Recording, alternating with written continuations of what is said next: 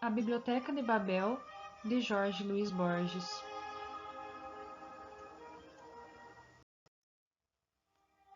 O universo, que outros chamam a biblioteca, compõe-se de um número indefinido e talvez infinito de galerias hexagonais com vastos poços de ventilação no centro, cercados por balaustradas baixíssimas.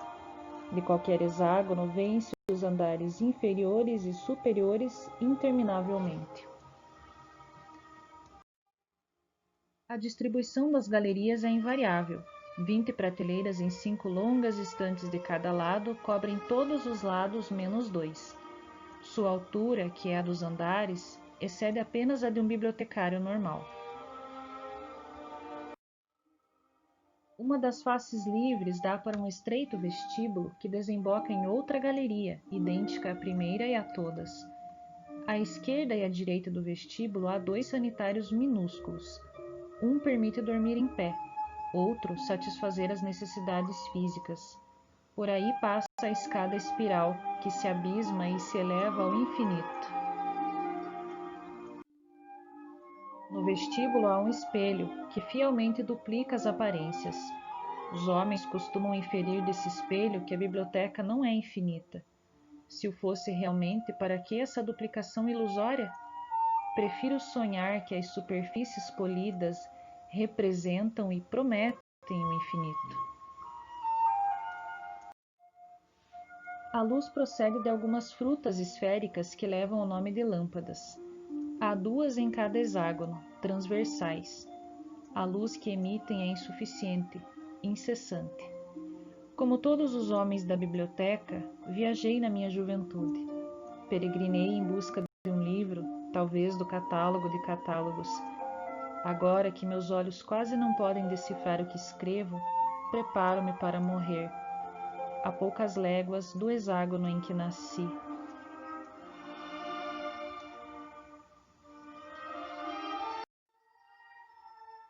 Morto, não faltarão mãos piedosas que me joguem pela balaustrada. Minha sepultura será o ar insondável. Meu corpo cairá demoradamente e se corromperá, e dissolverá no vento gerado pela queda, que é infinita. Afirmo que a biblioteca é interminável.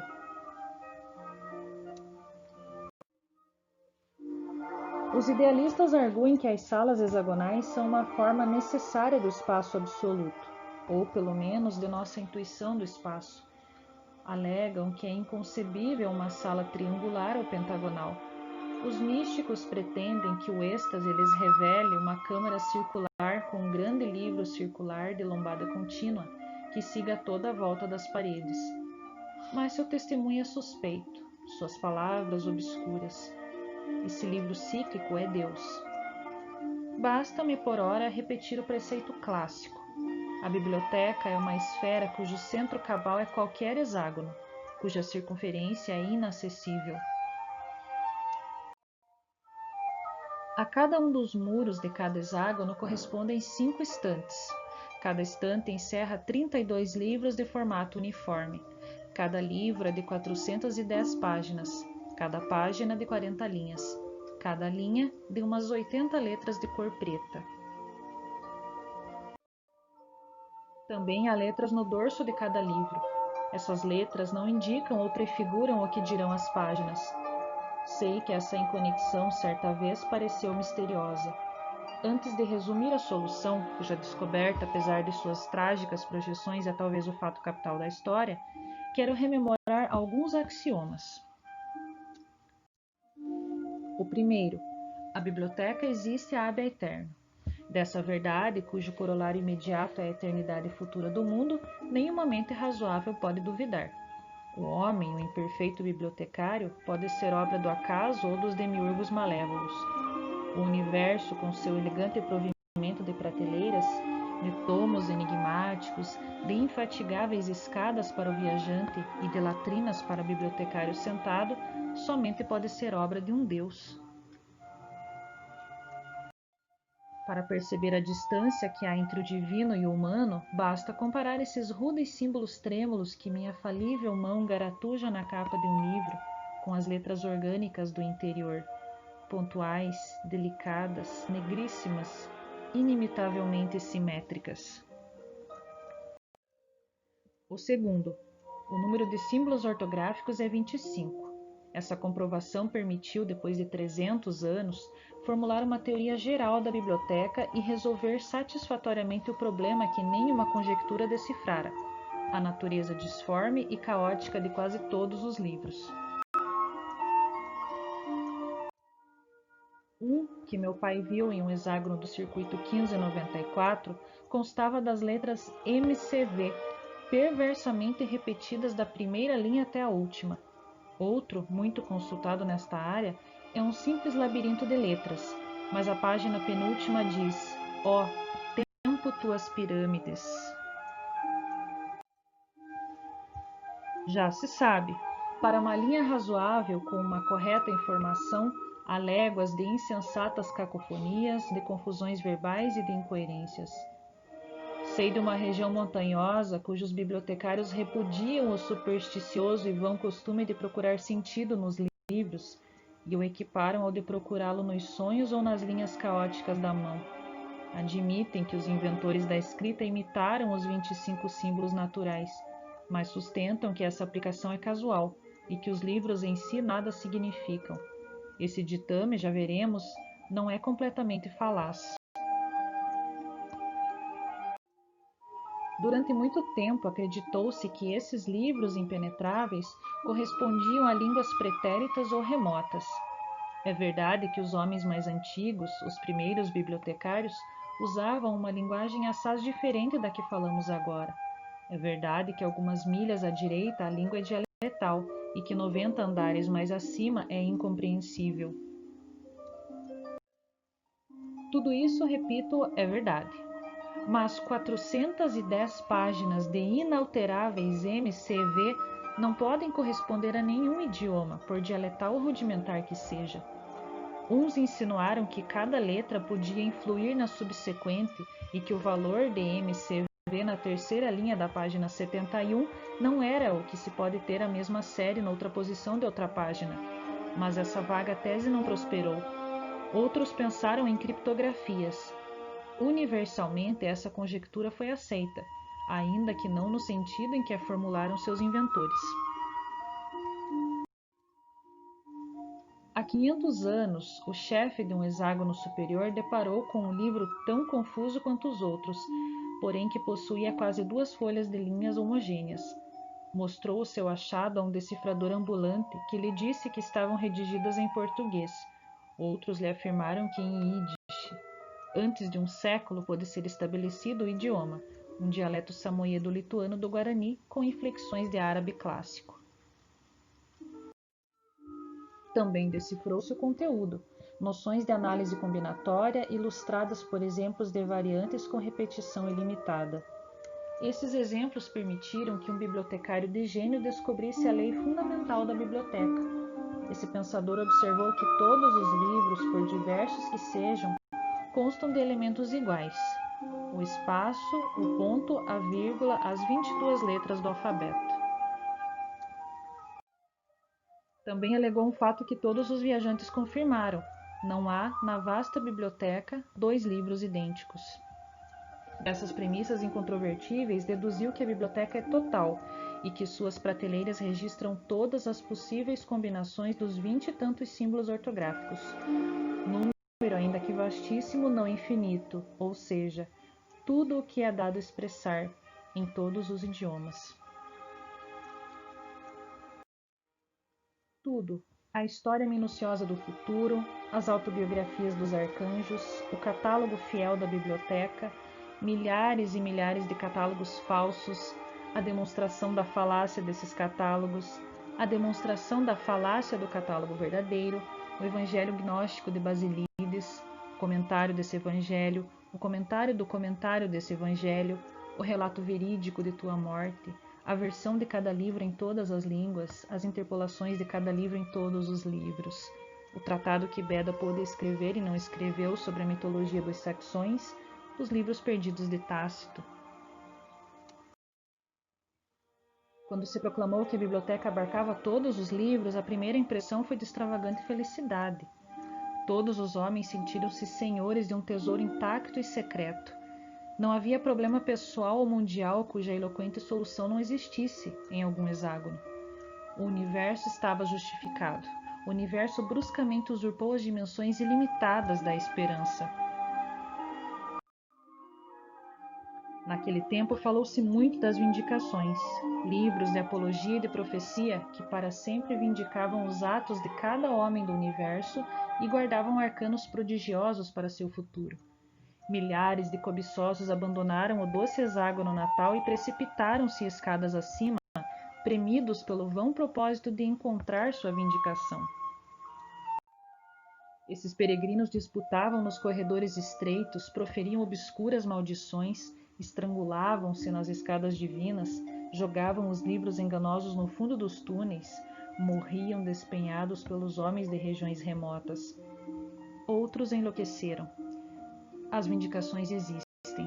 Vi duas que se referem a pessoas do futuro, a pessoas talvez não imaginárias, mas os que procuravam não recordavam que a possibilidade de que um homem encontre a sua, ou alguma pérfida variante da sua, é computável em zero. Também se esperou então o esclarecimento dos mistérios básicos da humanidade, a origem da biblioteca e do tempo. É verossímil que esses graves mistérios possam explicar-se em palavras.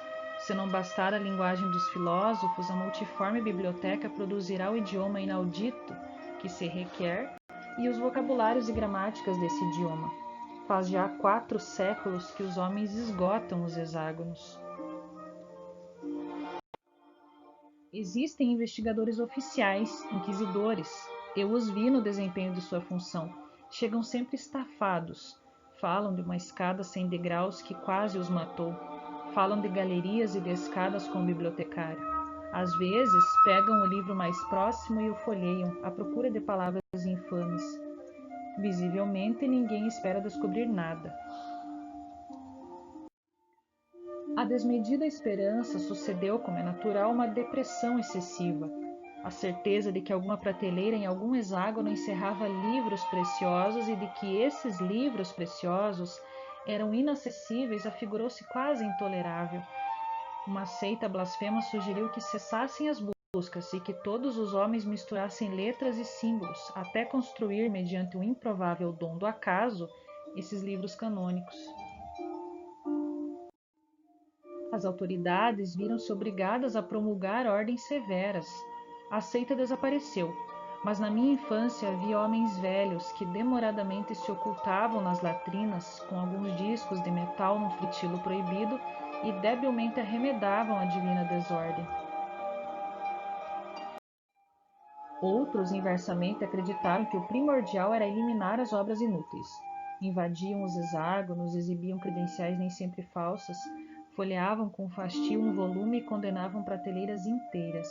A seu furor higiênico, ascético, deve-se a insensata perda de milhões de livros. Seu nome é execrado, mas aqueles que deploram os tesouros destruídos por seu frenesi negligenciam 2 fatos notórios. A biblioteca é tão imensa que toda redução de origem humana resulta infinitesimal. Outro, cada exemplar é único, insubstituível. Mas, como a biblioteca é total, há sempre várias centenas de milhares de facsímiles imperfeitos, de obras que apenas diferem por uma letra ou por uma vírgula. Contra a opinião geral, atrevo-me a supor que as consequências das depredações cometidas pelos purificadores foram exageradas, graças ao horror que esses fanáticos provocaram. Urgia-lhes o delírio de conquistar os livros do hexágono carmesim, livros de formato menor que os naturais, onipotentes, ilustrados e mágicos. Também sabemos de outra superstição daquele tempo, a do homem do livro. Em alguma estante de algum hexágono, raciocinaram os homens, deve existir um livro que seja a cifra e o compêndio perfeito de todos os demais.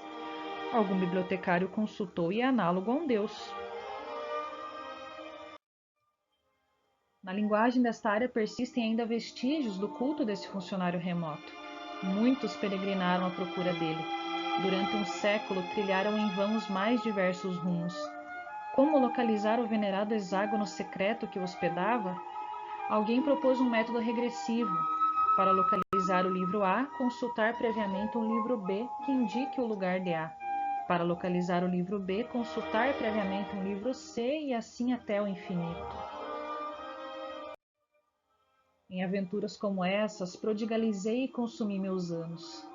Não me parece inverossímil que em alguma prateleira do universo haja um livro total.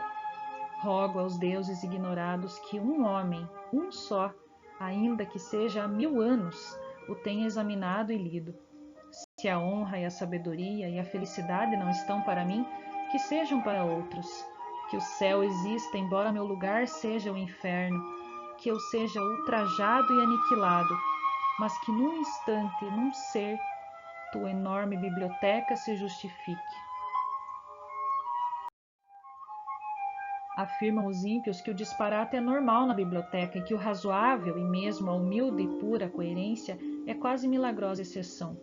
Falam, eu o sei, da biblioteca febril, cujos fortuitos volumes correm o incessante risco de transformar-se em outros e que tudo afirmam, negam e confundem como uma divindade que delira.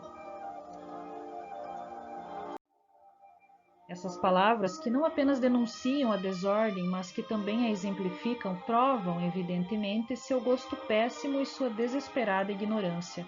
De fato, a biblioteca inclui todas as estruturas verbais, todas as variantes que permitem os 25 símbolos ortográficos, porém nenhum único disparate absoluto. Inútil observar que o melhor volume dos muitos hexágonos que administro intitula-se Trono Penteado, e outro a Cãibra de Gesso e outro a Xaxazumló. Essas proposições, à primeira vista incoerentes, sem dúvida são passíveis de uma justificativa criptográfica ou alegórica. Essa justificativa é verbal e as hipóteses já figura na biblioteca. Não posso combinar certos caracteres D, H, E, M, R, L, C, H, T, D, J que a Divina Biblioteca não tenha previsto e que em alguma de suas línguas secretas não contenha um terrível sentido. Ninguém pode articular uma sílaba que não esteja cheia de ternuras e de temores, que não seja em alguma dessas linguagens o nome poderoso de um Deus. Falar é incorrer em tautologias. Esta epístola inútil e palavrosa já existe num dos 30 volumes das 5 prateleiras de um dos incontáveis hexágonos, e também sua refutação. Um número N de linguagens possíveis usa o mesmo vocabulário. Em alguns, o símbolo biblioteca admite a correta definição ubíquo e perdurável sistema de galerias hexagonais. Mas biblioteca é pão ou pirâmide ou qualquer outra coisa, e as 7 palavras que a definem têm outro valor. Você que me lê, tem certeza de entender minha linguagem? A escrita metódica distrai-me da presente condição dos homens. A certeza de que tudo está escrito nos anula ou nos fantasmagoriza. Conheço distritos em que os jovens se prostram diante dos livros e beijam com barbárie as páginas, mas não sabem decifrar uma única letra. As epidemias, as discórdias heréticas, as peregrinações que inevitavelmente degeneram em bandoleirismo dizimaram a população. Acredito ter mencionado os suicídios cada ano mais frequentes.